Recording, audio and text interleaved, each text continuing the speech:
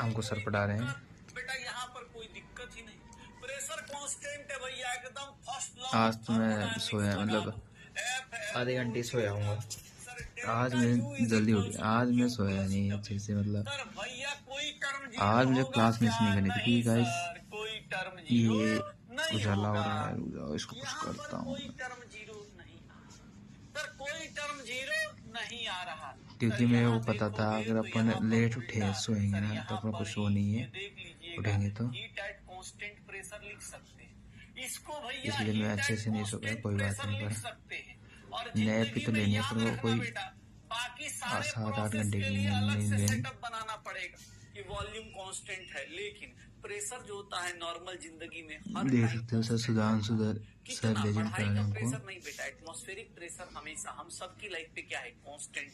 तो atmospheric pressure delta U plus P delta V, sir heat at constant pressure है, इसी को एक नया नाम दे देते हैं and that is known as, इसी को हम लोग एक नाम देते हैं, इसी का नाम होता है इंथैल्पी। इंथैल्पी सर ये क्या है? ये एक स्टेट फंक्शन है। ये क्या है? एक स्टेट फंक्शन है। सर इंथैल्पी क्या होती है? स्टेट फंक्शन है, एक्सटेंसिव प्रॉपर्टीज है। इंथैल्पी क्या है? स्टेट फंक्शन है, एक्सटेंसिव प्रॉपर्टी है। ये किसको रिप्रेजेंट करता है? हीट एट कांस्टेंट प्रेशर को। ये किसको रिप्रेजेंट करता है? हीट एट कांस्टेंट प्रेशर को। हीट एट कांस्टेंट प्रेशर को इंथैल्पी किसको रिप्रेजेंट करता है? हीट एट कांस्टेंट प्रेशर को। ये देख लो सर, क्यूपी अगर निकालना चाहते हो तो भैया QP is equals to delta H, change in enthalpy की एग्जैक्ट वैल्यू निकाल नहीं सकते आप, एग्जैक्ट वैल्यू निकाल नहीं सकते, तो ये देख लो सर, ये देखिएगा, ये सीपी याद है, ये नंबर ऑफ मोल्स है। ये सीपी किसको बोलते हैं? सर सीपी क्या कहलाता है? Molar heat capacity. Molar heat capacity at constant pressure. Molar heat capacity at constant pressure. Molar heat capacity at constant pressure. Sir delta QP is equals to delta H NCP delta T, ये हो जाएगा done. Sir isobaric process है, isobaric process में कोई भी term zero नहीं होता है, कोई भी टर्म जीरो नहीं थर्मोडायनेमिक्स पढ़ा रहे हैं। लीजिएगा यहाँ पर कोई टर्म जीरो नहीं, उल्टा एक नया टर्म आ गया, दैट इज व्हाट इंथैल्पी। अगर मैथमेटिकली देखेंगे आप भैया, मैथमेटिकली देखो तो मैथमेटिकली देखोगे तो भैया एच जो होता है, एच जो होता है यू प्लस पीवी होता है। H is equals to U plus PV.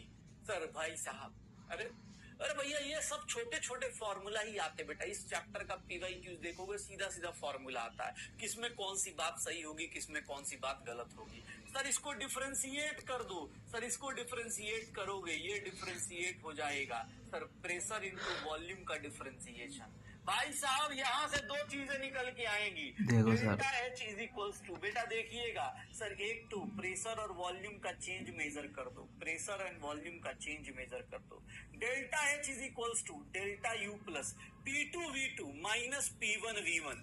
Delta H is equals to delta U plus P2V2 minus P1V1। Sir यहाँ देखोगे delta H is equals to delta U plus, sir ये क्या हो जाएगा? P delta V और V delta P।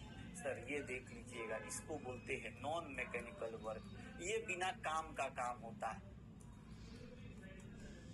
Non mechanical work. V delta P को हम लोग क्या कर देते हैं? नेग्लिजिबल मान लेते हैं, नॉन मैकेनिकल वर्क। सर ये नेग्लिजिबल होता है, ये क्या होता है? नेग्लिजिबल। तो यहाँ से भी एक फॉर्मूला आ जाता है, डेल्टा एच का एक formula delta U plus P delta we.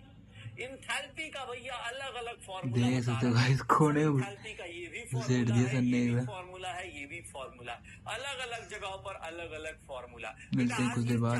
हाँ तो गाइस अभी हम आए खाना खा के बाहर, आज प्रोग्राम था बाहर, खाना खा के बाहर। अभी हम ऊपर आ रहे हैं ऋषभ सर, इनको सर रॉकी भाई बोलते हैं।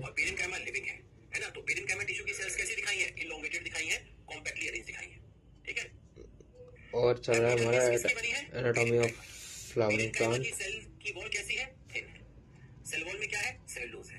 पेरेन्काइमा टिश्यू कैसा टिश्यू है? एपिडर्मिस कैसी होती है? इलोंगेटेड है और कॉम्पैक्टली अरेंज है। और एपिडर्मिस जनरली कैसी होगी? सिंगल लेयर होगी। तो रूट में भी एपिडर्मिस है, स्टेम में भी एपिडर्मिस है, लीफ में भी एपिडर्मिस है। तो एपिडर्मिस क्या बनाती है? एपिडर्मिस आउटर कवरिंग बनाती है इन प्लांट बॉडी। इन आज 8वीं क्लास का जैसे मैंने बोला पेपर था, देखते हैं कैसे होता है। मैंने आपका बोला मेरा भाई भी उसमें ही है। मैंने आपका बोला लीफ, ठीक है, मैंने आपका बोला रूट, मैंने आपका बोला स्टेम, मैंने आपका बोला लीफ। अब इस एपिडर्मिस में सेंटर में, है ना, इस एपिडर्मिस में सेंटर में वैक्यूल आ गया। ये देखो, ये सेंटर में कौन आ गया है? ये सेंटर में आपका वैक्यूल आ गया। अब सेंटर में वैक्यूल आ गया तो जो साइटोप्लाज्म है वो बाहर की तरफ चला गया। ये देखो, साइटोप्लाज्म बाहर की तरफ चला गया एक थिन लेयर की फॉर्म में। साइटोप्लाज्म आपका बाहर की जगह चला गया एक थिन लेयर की फॉर्म में। तो ये क्या है आपका? ये है आपका साइटोप्लाज्म।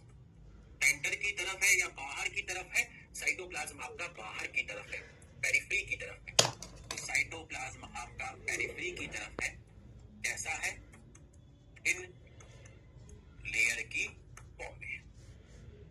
कुछ जगह पर, है ना, जैसे मैं स्टेम की बात करूं, लीफ की बात करूं, भाई एपिडर्मिस तो तीनों में है, रूट में भी है, स्टेम में भी है और लीफ में भी है। स्टेम और लीफ की एपिडर्मिस पर क्या होता है? स्टेम और लीफ की एपिडर्मिस पर ऊपर एक वैक्स की कोटिंग आ जाती है ना। तो ऊपर आपकी क्या आ गई है? वैक्स की कोटिंग आ गई है ना। ऊपर आपका एपिडर्मिस पर वैक्स की कोटिंग आ गई एपिडर्मिस पर। इसको आप बोलते हैं क्यूटिकल। इस लेयर को आप बोलते हैं क्यूटिकल। और क्यूटिकल वाटर के लिए इम्परमेबल होती है। तो ये वाली लेयर वाटर के लिए इम्परमेबल है, मतलब वाटर के लॉस को मिनिमाइज करेगी। ठीक है गाइस, कल मिलते हैं। क्रॉस नहीं कर सकता। ये लेयर वाटर के लिए